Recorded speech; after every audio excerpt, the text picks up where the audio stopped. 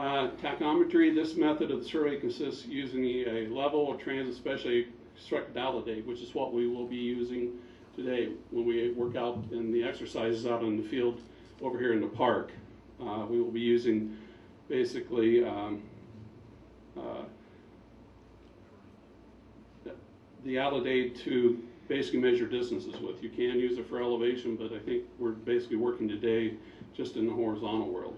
This is basically this validate you see at the bottom is our oldest validate that we have. It actually is has the inverted scope and our lens, and so it's actually one of our nicer pieces that we've actually came across. Telemeter was used in the coast survey simply to equal parts. It was about 10 feet long, 5 inches wide, and 1/4 inch thick. Note that the U.S. used metric.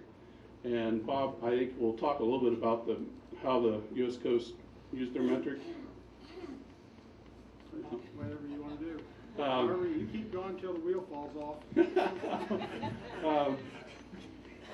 We obviously practice this very well. Yeah, we see that.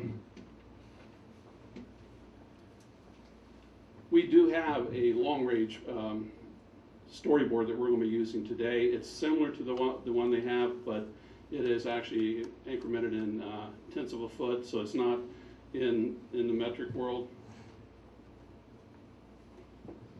As we know, like I said, having got a good cross-section of you guys that already know how to do this, is basically, you know, you would actually basically, the validate, if you had your stadia constant, if you read the top, there would be the 3 hairs in the validate. If you'd read the top, you take it from the bottom and multiply that by your constant, you could get that distance. And we have been practicing this pretty well. We've actually done some triangulation in the last month or two, and we're starting to really get the hang of what you can do with these kind of instruments. As I said, I'm fairly new to it. They use stadia in the Civil War? If they had, when they were doing basically, if they were working around like the fortifications, especially during... They used the telemeter. Telemeter. Yeah, not stadia. Stadia hadn't really come along as we understand the stadia rod. Mm-hmm. The rod that they were using was matched to the instrument. Yeah. Yeah, so as you said, you had to have that, and they were matched to the instrument, so you had to have that constant for that rod and that instrument. You want me to take over here?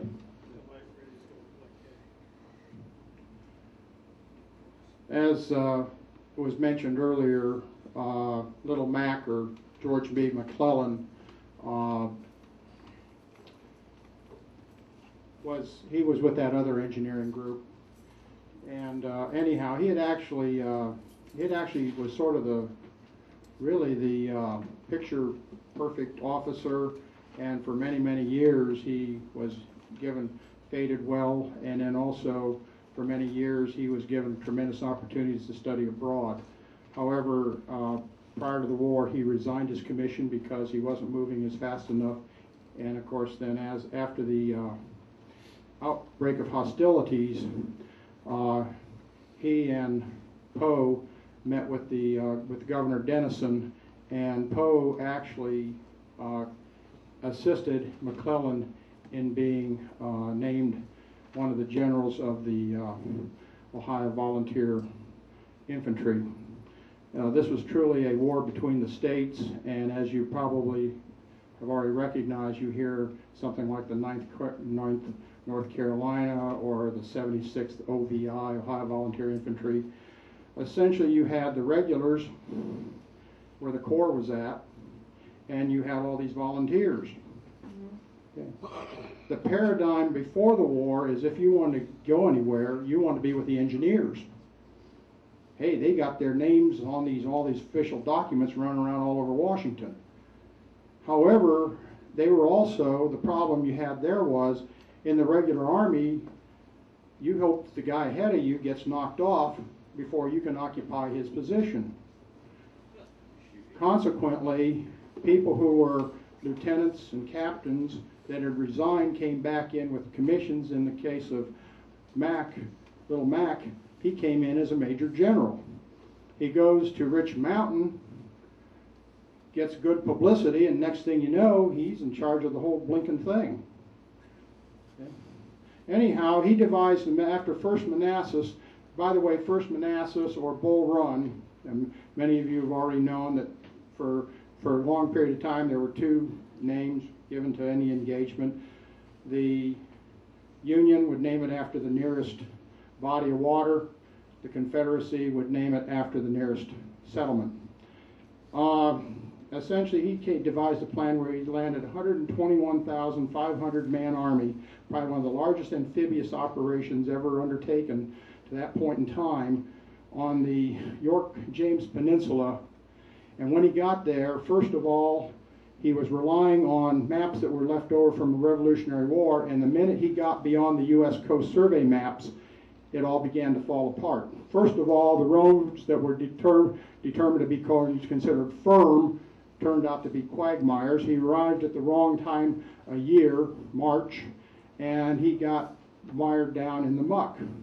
Plus also, Abraham Lincoln probably stated it best about McClellan: he always seemed to have a bad case of the slows.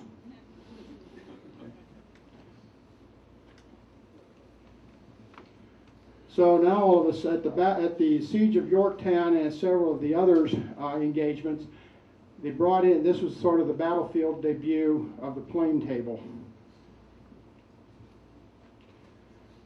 And it was also the collaboration between the coast surveyors.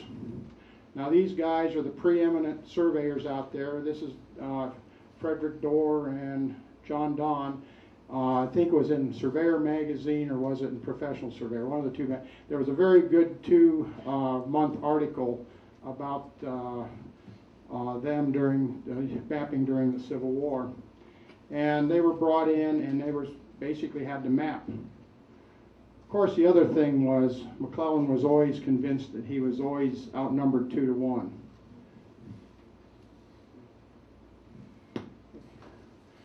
The first field use of the plane table under wartime conditions turned out not so good. Lieutenant Wagner got killed. There were probably, in my paper, there are 3 different accounts. One by Sneeden, if you ever had an opportunity, Images of the Storm, or I'm sorry, Images of the Storm is there are 2 books out about Sneeden. He described Lieutenant Wagner as coming out as they were doing a plane table survey to do a baseline and then quickly spot artillery. Lieutenant Wagner comes out in full dress uniform and engages one of the coast surveyors in a discussion. The other side takes a look over there and says, well, something's going on over there and it's going to be kind of good for them and kind of bad for us. Let's just lob an artillery shell at them. So they did. And as Longstreet said, one of our officers carefully sighted the gun, touched it off, and dropped a shell right into the hands of the little man at the man at the little table, killing Lieutenant Wagner. The coast surveyors' account were a little bit more circumspect. They just kind of stated the facts. Of course, Longstreet, he was kind of amazed that his artillerists actually hit the doggone thing. And Sneeden, who was a private at the time, he said, well, Lieutenant Wagner took on U.S. Military Academy airs and was not missed around the staff meetings thereafter.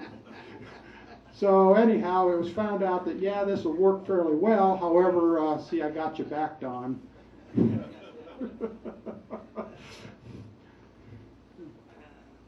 So there had to be a quicker and better way. And the quicker and better way was direction and distance by compass, odometer wheel, or counting horse paces. Essentially what you would do is you would basically calibrate the pace of your horse. Yes, there are accounts of the Union topographers having the saddle tables, the small tables.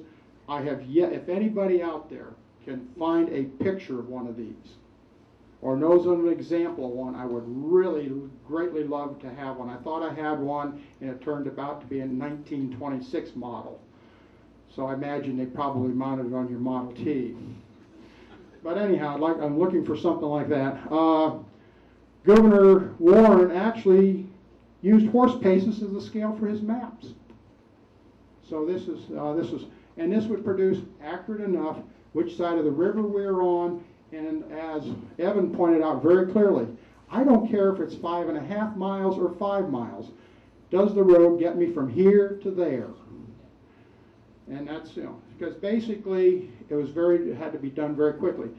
These people would actually go out on their own on horseback, operate in between enemy lines. They may have 1 or 2 mounted infantry with them.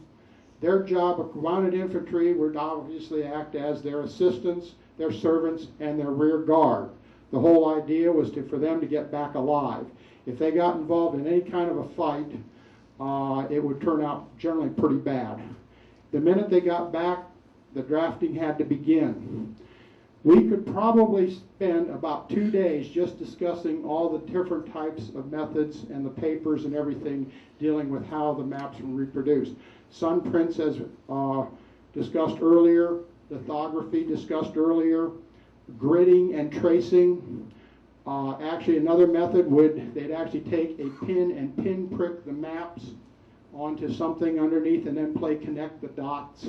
So there was a whole series of different ways of reproducing the maps, because you now had to get it from the general down to the corps commanders, down to the division commanders, so on and so forth.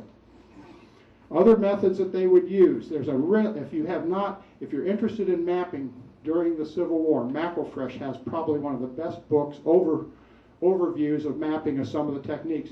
In some cases, they'd actually involve a cavalry charge where you'd occupy a place just long enough to get the topographers in there to get what they needed and get out.